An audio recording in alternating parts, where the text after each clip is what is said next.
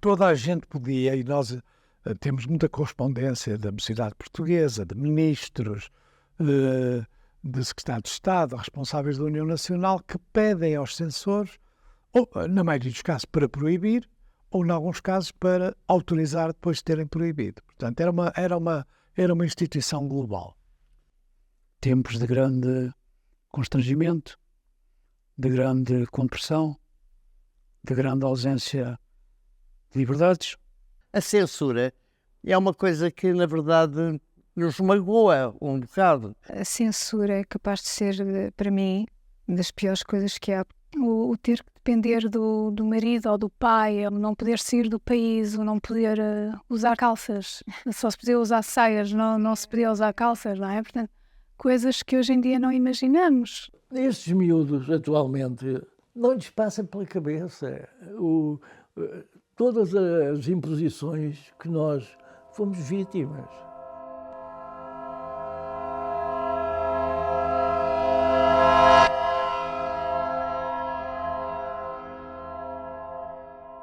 A ideia é olhar para a censura de uma forma mais rigorosa em relação àquilo que foi a censura e, ao mesmo tempo, mais inovadora em relação à ideia que as pessoas têm da censura. As pessoas têm uma ideia da censura muito associada ao político.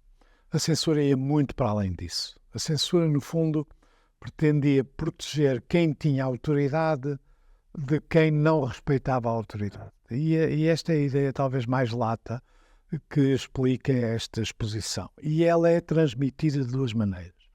Por um lado, através de documentos originais da censura, fazem parte do arquivo efêmera, e por outro lado, pela interpretação verdadeiramente explosiva, chamemos assim, que o Carlos Guerreiro fez da exposição e da questão da censura, dando ideia efetivamente desse aspecto opressivo e global da censura. E eu acho que isso ficou muito bem realizado. Por um lado, o Carlos Nuno teve um grande trabalho com os textos da censura e o Carlos Guerreiro deu uma expressão visual muito forte à exposição. Nós tivemos várias origens, estão ali documentos que tiveram origens no salvamento de uma parte que estava em risco de se perder do Grêmio dos Espetáculos, principalmente no que diz respeito à censura do cinema.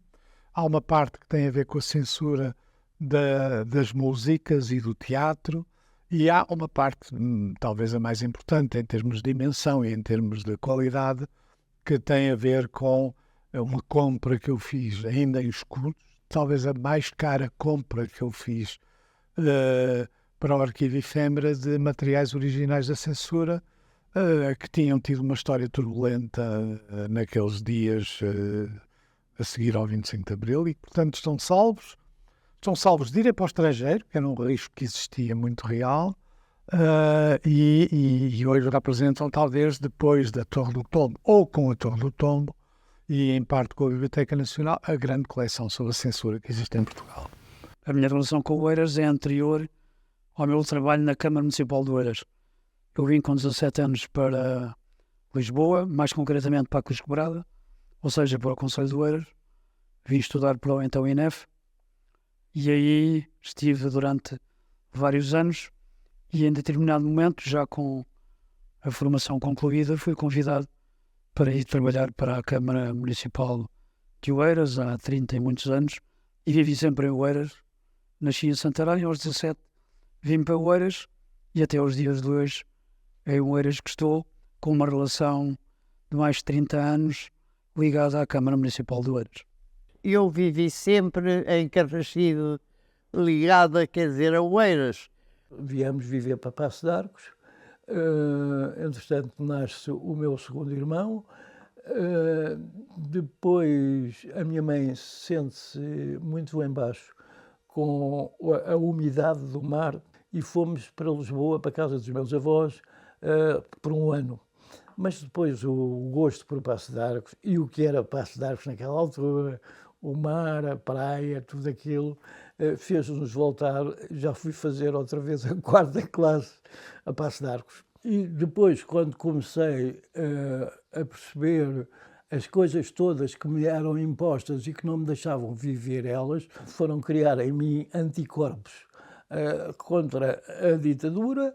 Depois, mais tarde, na Faculdade de Letras, assisti a imensas coisas feitas pela polícia de choque, que ia lá à faculdade e batia nas pessoas todas. O Marcelo Caetano, já no consulado marcelista, criou uma polícia especial para estar dentro da faculdade para impedir as reuniões dos alunos, que depois não deixavam, batiam nos alunos todos se fosse preciso. E depois já pairava a Guerra Colonial, porque a Guerra Colonial começou em 61, não é? Portanto, nós já todos os dias ouvíamos Angola é nossa, e depois, para além disso, ouvíamos as pessoas, os que lá tinham estado e que nos iam contar coisas, não é? Por exemplo, em Passo de Arcos tive imensos colegas amigos meus que me contavam as coisas de lá e outros não voltaram, ficaram lá. A livraria foi fundada pelos nossos pais em 1964, curiosamente o ano também em que eu nasci. Portanto, tenho algumas memórias da livraria antes do 25 de Abril, falamos que era uma livraria onde as pessoas se encontravam para conversar, que não era fácil poderem o fazer em qualquer lado, e sabiam que aqui, pelo facto de ser numa cave, a livraria estava um bocadinho escondida e as pessoas sentiam-se mais protegidas para conversar, conversas contra o regime, eventualmente, e poder vir à livraria ver novidades de livros, alguns deles livros que eram censurados, e que as pessoas quando chegavam aqui encontravam um livreiro, que era o meu pai, no qual tinham confiança, porque ele tinha nascido praticamente aqui em Algés e morava em Algés, nós éramos do bairro, as famílias conheciam-se, as pessoas sabiam com quem é que podiam falar abertamente ou não. E então vinham aqui e o meu pai mais ou menos chegava próximo delas, baixinho, e sussurrava-lhes ao ouvido a dizer: meu amigo, temos aqui uma coisa que é capaz de lhe interessar. E isto era mais ou menos palavra para o cliente ficar alerta e dirigir-se então ao fundo da livraria, onde os livros não estavam à vista. Debaixo do balcão? Debaixo do balcão, à roda do balcão, pronto, nas prateleiras mais baixas, com outros livros por cima. Passava a palavra e outras pessoas vinham também, não era? Pronto, e a livraria era tão conhecida que bastava as pessoas dizerem: eu estou no espaço, encontramos-nos no espaço. E as pessoas encontravam-se aqui, reuniam-se e conversavam. A máquina da censura era uma máquina global, ou seja, ela funcionava com várias entidades, com várias instituições. Aquela censura que nós conhecemos melhor é a censura da imprensa. A censura da imprensa significava que os jornais que iam à censura, nem todos iam à censura, os jornais que iam à censura tinham que enviar as provas daquilo que iria sair ao censor. Por exemplo, se fossem diários, isso acontecia todos os dias, havia um estafeta que ia levar à censura as provas do jornal que ia sair no dia seguinte e eles cortavam. Isso significava um problema porque a censura não queria deixar marcas e, portanto, não podiam pôr o espaço em branco como acontecia na Primeira República, portanto, tinham que encher. E isso significava também maiores custos. E a censura, portanto, da imprensa era prévia. Eu sou também leitor do Expresso desde o primeiro número e uma das coisas que eu não sabia era o seguinte: os artigos do Sá Carneiro eram cortados quase todos integralmente. E então o que é que o Balsemão fazia para mostrar às pessoas que o artigo tinha sido cortado? Punha uma bolinha preta no sítio onde tinha sido cortado e deixava um espaço branco em grande para as pessoas perceberem que tinha havido corte. Pronto, eu devo confessar que isto foi em 1973, quando o jornal começou. Eu tinha 23 anos e sinceramente não percebia. Eu julgava que era mesmo assim. Mas o Sá Carneiro houve até um artigo dele que foi de cima a baixo, todo cortado. E foi quando ele deixou a ala liberal criada pelo Marcelo Caetano.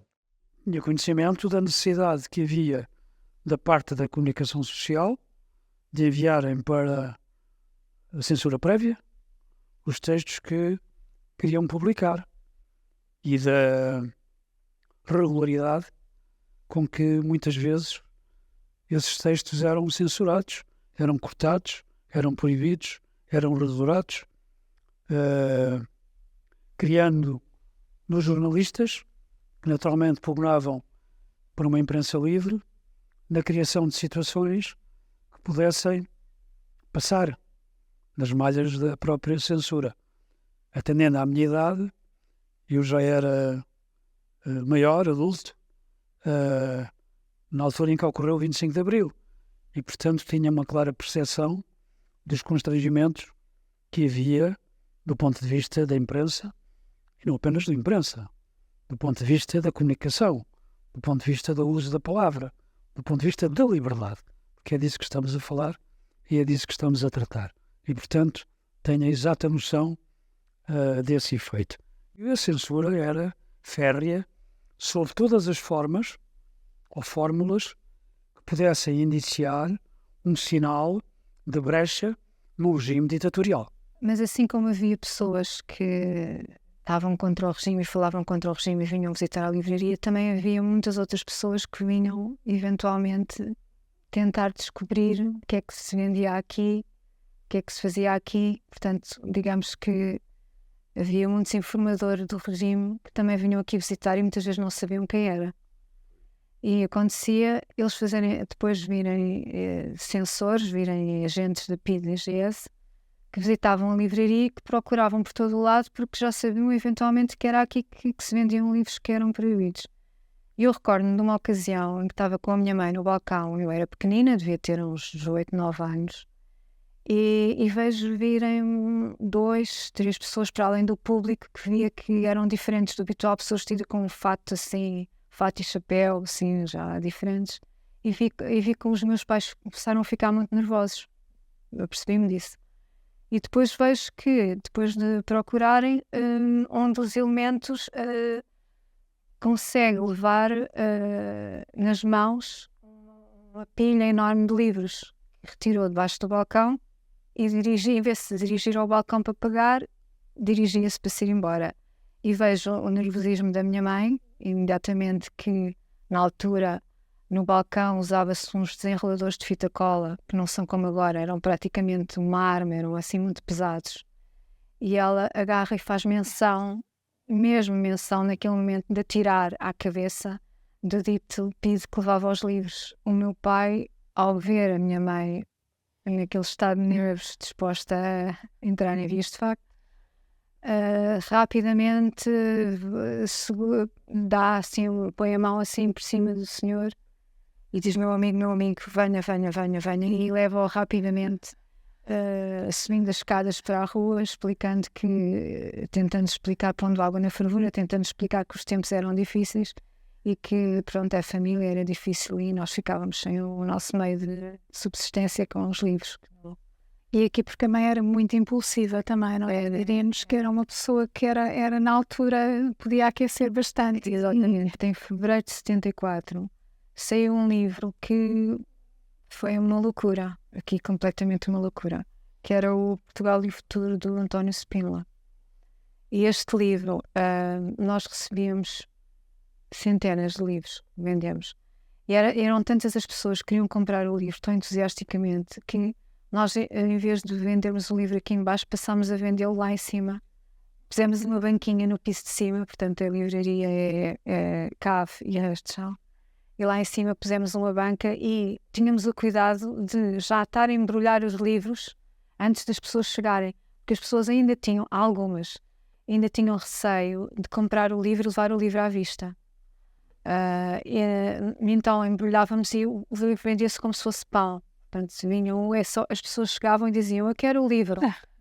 A censura dos livros era a posteriori, ou seja, o livro saía, as tipografias, ou a censura ia às tipografias buscar os livros, ou às livrarias e apreendia.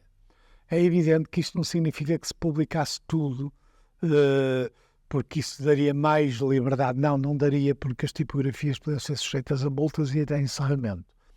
E então os livros eram analisados pela censura, a posteriori, que proibia ou autorizava com restrições ou autorizava, e isso significava, portanto, que os livros depois eram apreendidos em todos os sítios onde estavam, quer em bibliotecas particulares, quer nas livrarias. Por exemplo, sei de numa livraria em Campo de Ourique, não sei se era a ler, esse senhor arranjava livros proibidos. E nestes livros proibidos, inclusivamente, estava o crime do Padre Amaro, como era contra a religião, e como a religião andou sempre de mãos dadas com a ditadura, não é? O trono e o altar.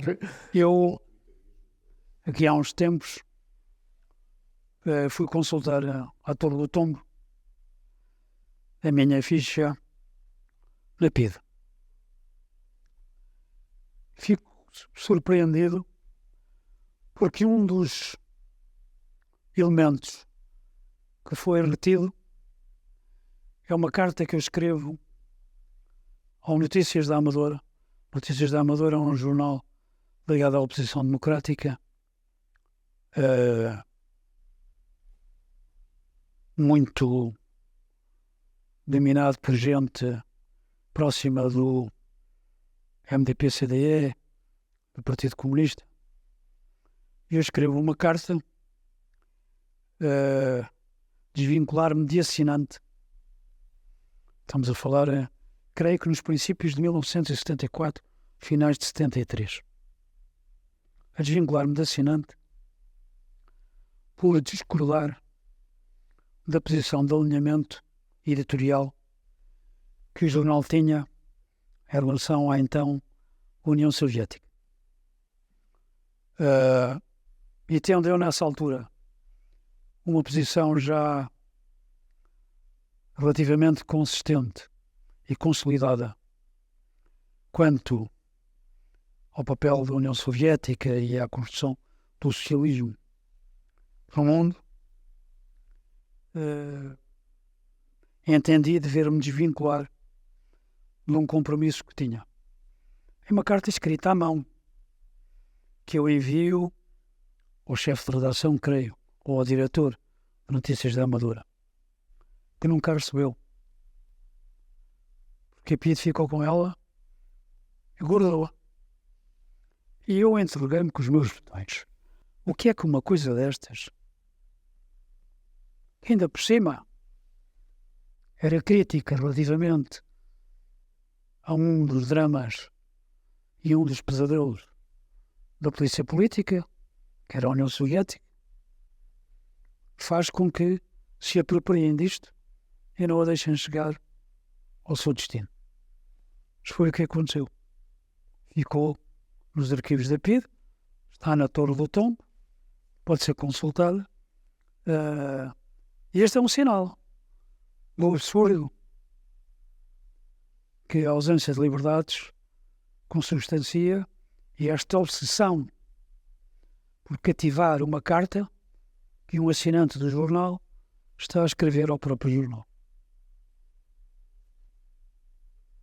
Tudo que eu publiquei antes do 25 de Abril em livro foi proibido. Em alguns casos não se limitou a ser proibido, mas foi aberto um processo na PIDE. Porque a censura em relação a determinados produtos, chamemos assim, praticamente livros, às vezes mandava para a PIDE abrir um processo. Aconteceu com o Viena, por exemplo. E isso aconteceu com os 2 livros que publiquei, que eram os primeiros livros da época moderna, chamemos assim, dos anos 60, sobre a história do movimento operário. Mas também tive censura em artigos. E essa censura nos artigos é muito interessante porque, por exemplo, uma citação que eu tinha feito que era assim: eu troco todo o António Nobre, todo o sol de António Nobre por uma única ode de Ricardo Reis. A censura proibiu e, num certo sentido, com razão. Era o poeta nacionalista versus o pessoa pagão. E também conhecia outra forma de censura informal. Eu fui diretor do jornal do Liceu Alexandre Colar, no Prelúdio, fui chamado 3 vezes ao reitor. Ser chamado ao reitor era uma coisa sinistra na altura. E dessas 3 vezes era para censurar coisas que tinham sido publicadas por mim no jornal do Liceu, o Prelúdio. Isso incluía um artigo sobre Lopes Graça. A explicação foi: Lopes Graça é comunista e, portanto, não se pode publicar. um artigo sobre o período azul de Picasso, que tinha um quadro do período azul, tinha um rapaz e um cavalo, ambos nus. E, portanto, o reitor disse-me isto não pode ser vendido no Liceu das Meninas, e eu perguntei-lhe se era por o cavalo estar nu. E a terceira, só percebi muitos anos depois, nós tínhamos feito uma página de poemas em prosa de estudantes no Liceu, que eu espero que ninguém vá ler porque são péssimos, e não tínhamos posto pontuação. E o reitor chamou-me e disse-me isto não pode ser porque isto é o que os comunistas fazem. E eu na altura não percebi. Mas anos mais tarde, o reitor era professor de alemão, tinha-se formado na Alemanha nos anos 30, e a Bauhaus teve uma grande influência no design, na estética, na arte. Uma das coisas que fazia, que ainda era pior em alemão, era pôr substantivos com minúsculas e não pôr pontuação. E, portanto, ele dizia que isso era coisa dos comunistas. Portanto, tive toda a experiência global da censura. Eu fui criado numa família que era anti-salazarista e que, ao mesmo tempo, posso dizer que era antifascista e também onde tudo me foi revelado desde muito cedo. O meu pai só dizia, pá, vocês lá fora não falam disto a ninguém, porque claro que tinha medo da PIDE, não é? Em 58, ele e o meu avô foram votar Humberto Delgado. Nesse tempo os votos eram dados às pessoas e sabia-se a cor do voto que a pessoa entregava e sabia-se muito bem onde é que eles votavam, ficaram marcados os dois. O meu avô já estava marcado e a correspondência dele era violada porque ele recebia muita coisa de todo o mundo por ser esperantista. Havia um português chamado Julião Quintinha e estava proibido. E esse autor tinha um livro que se chamava África Misteriosa. E o meu avô era bestial. Forrava os livros todos e punha-lhes outros nomes. Então esse África Misteriosa escreveu na lombada a Fábrica Misteriosa. Ora, quando a PIDE lá ia à casa, nunca levava os livros proibidos. Entretanto, chamavam-no muitas vezes à PIDE porque recebia poemas, recebia cartas de todos os esperantistas do mundo, ele correspondia-se com toda a gente, e então, muitas vezes, mandavam-lhe poemas em esperanto, e como as estrofes do poema eram tão longas, que para não ocupar muita carta, em vez de serem escritas da maneira habitual, de baixo para cima, eram escritas na horizontal, com uma barra a separá-los. Então o meu avô dizia-lhe, o tipo de PIDE que o chamava, dizia-lhe sempre, isto é código comunista, o que é que isto quer dizer? E o meu avô, não, isto é um poema de amor. De amor? Sim, então traduz lá e tal. E o meu avô trazia. As flores são tão bonitas, coisas deste género e tal. Ficavam com a cara de parvo a olhar para o meu avô. Mas o meu avô tinha ficha na PIDE e tinha também... portanto, a correspondência era toda violada, sabia-se disso. A censura do cinema era feita pela série de instituições, começaram com o Secretariado de Propaganda Nacional, depois foi o CNI, portanto foram várias que funcionavam ali no Palácio de Foz e que faziam a censura dos filmes. A nossa documentação sobre a censura dos filmes é muito interessante porque é uma documentação corporativa, ou seja, quem é que era o Grêmio dos espetáculos? Eram os homens que ganhavam dinheiro importando filmes. E, portanto, perdiam dinheiro se os filmes fossem proibidos. E, portanto, é muito interessante a correspondência. Dizer, então agora, depois, não é que estes filmes já não se possa ver e tal, por aí adiante. Depois havia a censura do teatro e a censura das músicas. Na censura do teatro, os censores iam assistir a um ensaio. Aliás, há uma célebre história com o Raul Solnado. O Raul Solnado sabia que havia uma parte de uma peça que podia ser cortada, disse aquilo tão mal que os censores não perceberam. E depois havia a música, os discos também eram censurados ou proibidos de ser transmitidos nas rádios. Portanto, era um mecanismo global. Toda a gente podia, e nós temos muita correspondência da Mocidade Portuguesa, de ministros, de secretários de Estado, responsáveis da União Nacional, que pedem aos censores, ou, na maioria dos casos, para proibir, ou, em alguns casos, para autorizar depois de terem proibido. Portanto, era uma instituição global. A censura é uma coisa que, na verdade, nos magoa um bocado, porque a gente está, por exemplo, um mês inteiro a ensaiar uma peça e depois é cortada. No ensaio geral aparecia a censura e cortava alguma coisa. E isso, na verdade, magoa. E magoa, sobretudo, o diretor do teatro.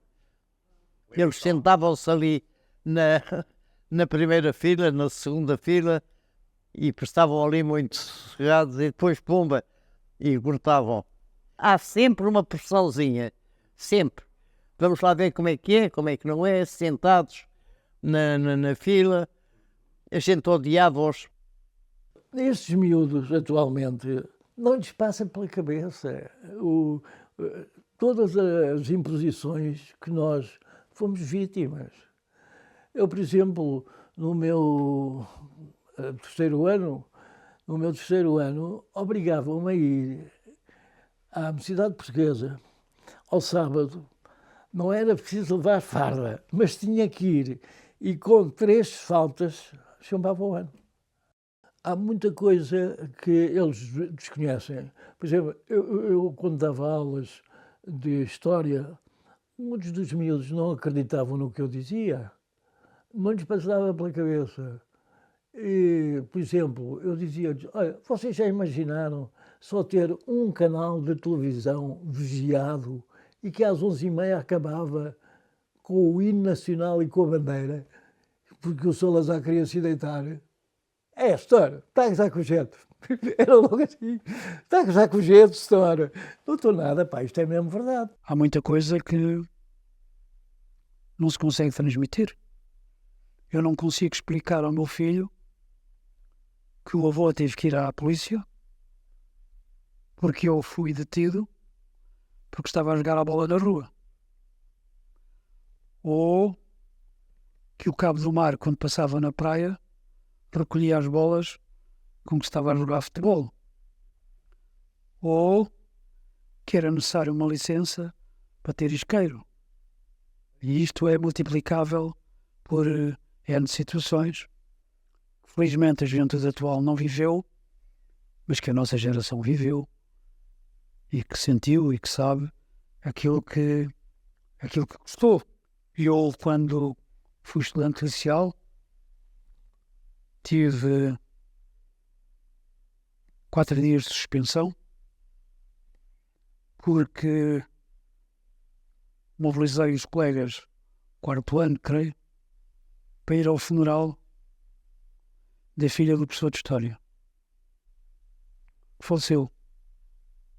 O que significa que naquele dia todos os alunos da turma faltaram.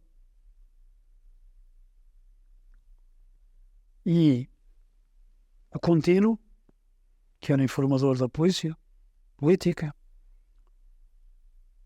antes de uma das aulas foi lá dizer que o diretor de turma, para não sairmos no final, que o diretor de turma queria falar connosco. E o diretor de turma foi transmitir que havia um conjunto de alunos, 3,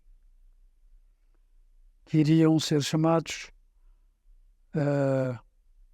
isto foi dito pelo Contínuo, que iriam ser chamados ao diretor de turma. Assim melhor. Foi o Contínuo que transmitiu. Eu fui um deles. E depois foi o meu pai também lá chamado.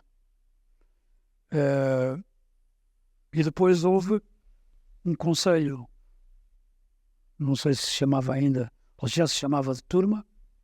Sei que apanhei 4 dias de suspensão por ter incitado à falta que foi considerada uma greve, embora o termo não tenha sido aplicado. Porque eu incitei os alunos a irem ao funeral da filha do professor. E porque quando o Contínuo lá foi, eu terei dito, que é verdade, para os meus colegas, não se preocupem, deixem-no vir, nós não cometemos nenhum crime. Apanhei 4 dias de suspensão. Tenho esta nota no meu currículo que é reveladora dos tempos que se viviam na altura. tempos de grande constrangimento, de grande compressão, de grande ausência de liberdades, que eram sentidas pelos mais velhos e pelos mais novos. Eu era um miúdo, naturalmente. Foi uma alegria espantosa quando aconteceu o 25 de Abril. Eu não tinha cá o meu marido. O meu marido estava no estrangeiro. E depois telefonaram-me para casa a dizer para não deixar o meu filho ir ao colégio. E depois passei o dia, claro, como toda a gente, mas bem, a ver tudo, com colegas, com amigos. O 25 de Abril, portanto, eu era muito pequena, mas em casa foi vivido intensamente. Logo nessa madrugada, os nossos pais acordaram-nos em casa. Recebiam chamadas telefónicas dos amigos e pareciam crianças completamente maravilhadas. Cantavam, riam, dançavam pela casa e acordaram-nos nesse dia, nessa madrugada que foi espetacular, foi maravilhosa, não é? E os dias que seguiram também foram, vivemos intensamente esses dias. Naquele dia, eu e um camarada meu íamos levar um copiógrafo, que era uma máquina fundamental nas organizações clandestinas, de um sítio menos seguro para um sítio mais seguro. E quando eu o encontrei de manhã cedo, ele disse-me: houve um golpe do Causa. Portanto, a gente ficou particularmente preocupado. Porque isto passa-se no Porto, e no Porto não havia movimentações militares significativas. Pusemos o carro num pequeno bosque para ouvir a rádio e de repente começámos a perceber que as músicas não eram muito causianas. Então resolvemos ir ver o que é que estava a acontecer na cidade e fomos até ao centro do Porto, à Avenida dos Aliados. Na Avenida dos Aliados havia um edifício do Jornal Comércio do Porto, que tinha um placar. E nesse placar estava uma folha muito pequenina que dizia 10.000 pessoas revoltaram sem Matosinhos, que evidentemente nunca aconteceu. Mas a primeira coisa que nos impressionou é que a folha não tinha sido arrancada. Em condições normais aquilo era imediatamente arrancado. A uma da altura chegou uma carrinha da polícia e nós pensámos, bom, agora é que vai começar a festa, vai haver pancadaria e tal. Havia 2 soldados com G3 na Avenida dos Aliados, de um lado para o outro. E um deles dirigiu-se à carrinha da polícia, mas de forma completamente pacífica. E os polícias que estavam a sair da carrinha fugiram para o interior da carrinha e arrancaram com as portas abertas. É aquelas coisas que a gente nunca mais se esquece. A partir desse momento eu sabia que tudo tinha mudado. É aquelas coisas, imediatamente. Aí já tinha tido uma hesitação com os 10.000 manifestantes. E, portanto, nos próximos 3 dias nós tínhamos muitos amigos em medicina, tinham acesso a medicamentos, nos arranjaram um estimulante, benzedrina e tal. E passámos 3 dias a trabalhar ininterruptamente até caímos para o lado, ao 4º dia, ou coisa assim, à volta disso. Foi isso o meu 25 de Abril. No 25 de Abril tive um colega meu que tinha sido meu colega no Instituto Comercial de Lisboa, chamado Augusto Raposeira, que estava em Santarém e que veio dentro do Bula, do Chaimite, com o grande Salgueiro Maia, com o homem que eu admiro profundamente. Tanto ele, até me comovo um bocado a falar dele, tanto ele como o Hotel Saraiva de Carvalho, que foi um tipo denegrido e que disseram que todo o 25 de Abril, toda a operação não valia nada. E é mentira. Foi uma operação espetacularmente bem pensada, bem dirigida e que teve e que levou ao que levou. Portanto, o 25 de Abril para mim foi o avivar, o trazer tudo aquilo que eu tinha pensado que podia ser uma democracia para Portugal. Foi realmente isso, quer dizer, abriu-me os horizontes de um país que era um país cinzento, onde toda a gente tinha coisa à gravata, tudo isso, e pronto. O que é que eu hei de dizer mais senão agradecer aos capitães de Abril, principalmente ao Salgueiro Maia, ao Otelo, E a todos os outros que participaram, como este Augusto Raposeira, que foi meu colega. Depois ainda foi muito engraçado, porque o Miguel Real, o escritor Miguel Real, que se chama Luís Martins, Miguel Real é um pseudónimo, disse-me: Zé, sabes que estive a falar com um colega teu, que é o Augusto Raposeira, contou-me coisas do 25 de Abril, como eles tinham feito aquilo lá em Santarém, para não serem descobertos, tiveram a arranjar carros do tempo da Segunda Guerra Mundial para virem por aí fora, então, uma coisa extraordinária. E eu disse: como eu dou história, tu achas que ele não... Dás-me o contacto dele, que eu vou-lhe pedir para ele ir à minha aula falar do 25 de Abril. Pronto, ele chegou lá e teve a contar coisas que ele dizia, ao contar aquilo aos miúdos, que sentia arrepios nas orelhas. E eu, sempre que falo nisto, também sinto, porque aquilo foi, mais ou menos, o que ele contou foi isto. As janelas do sítio onde eles dormiam eram todas as noites calafetadas com cobertores. E depois eles levavam peças dos tais carros de guerra, penso que dos Chaimides, que tinham que ser batidos com martelo e fazer um barulho especial. E então eles faziam isso tudo às escondidas, lá montaram aquilo tudo, lá puseram um carro muito bom e vieram por aí fora. O Salgueiro Maia tem uma frase para mim que é espetacular, que quando manda as pessoas, os soldados, para a parada, ele diz: meus senhores, existem dois tipos de Estado, o Estado Social e o Estado a que isto chegou. Quem quiser mudar este Estado deu um passo em frente. Deram todos, não houve um único que não quisesse ir com o Salgueiro Maia. E isso já mostrava a força do Salgueiro Maia. Entretanto, tiveram que ficar 200 e tal no quartel de Santarém para garantir o bom funcionamento do quartel, mas todos os outros vieram para Lisboa. Pronto, e depois aquilo foi uma coisa. Quando chegaram à Vila Franca, que era a única autoestrada que a gente tinha, o carro que vinha à frente falou para o Salgueiro Maia e disse: meu capitão, o sinal está vermelho. Resposta dele: uma revolução não para no sinal vermelho, continua em frente. Pronto, continuaram em frente, chegaram a Lisboa. Entretanto, a PSP já tinha apanhado as comunicações deles e veio um carro da polícia para ter com eles. Ele conheceu, e quem estava nesse carro tinha sido um colega dele no exército, mais para trás. Ele disse: nós vamos fazer uma revolução, vamos virar isto do avesso, não podemos viver mais assim. E o outro disse: vou imediatamente contigo. E pronto, e vieram. E depois houve todas aquelas pessoas que aderiram àquilo. Uma senhora que trabalhava há dias, quando eles ocupam o Terreiro de Paço, há uma senhora que trabalhava há dias que vinha a passar, vinha do Barreiro e ia trabalhar para Lisboa. E chega-se ao pé dele e diz: emociono-me com isto.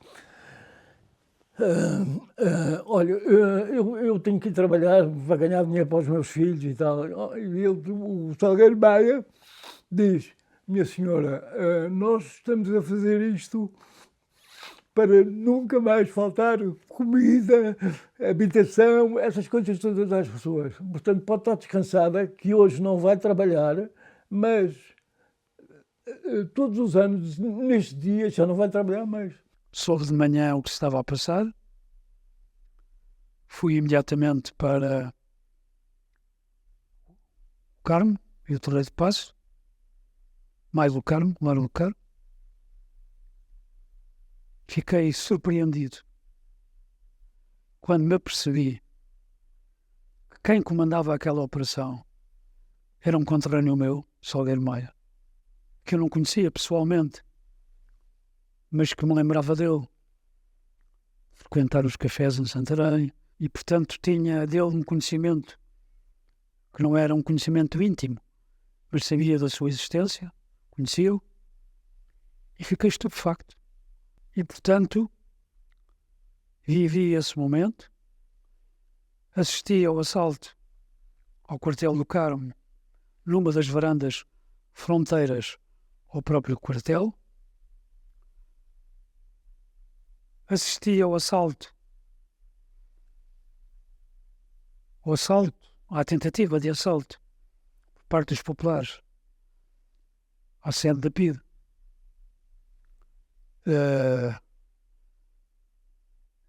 E a prisão, se assim posso chamar, de um dos PIDs que tentou fugir do edifício que à data ainda estava